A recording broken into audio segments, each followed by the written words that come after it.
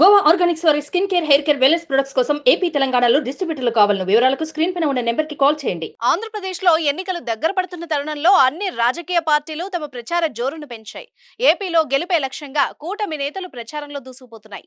ఇందులో భాగంగా ప్రధానమంత్రి నరేంద్ర మోదీ కూడా ఎన్నికల ప్రచారంలో పాల్గొనేందుకు ఆంధ్రాకొచ్చారు.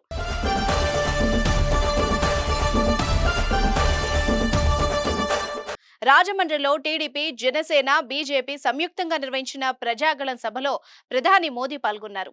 వేదికపైకొచ్చిన ప్రధానికి ముందుగా బీజేపీ ముఖ్య నేతలు, టీడీపీ నేత నారా లోకేష్ శాలువా కప్పి స్వాగతం పలికారు.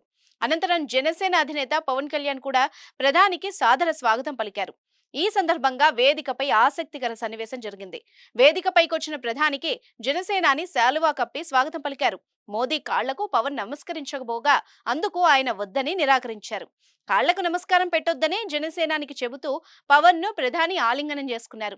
అయితే ఈ సన్నివేశం చూసిన కూటమి పార్టీలకు చెందిన నేతలు, కార్యకర్తలు ఆనందాన్ని వ్యక్తం చేశారు.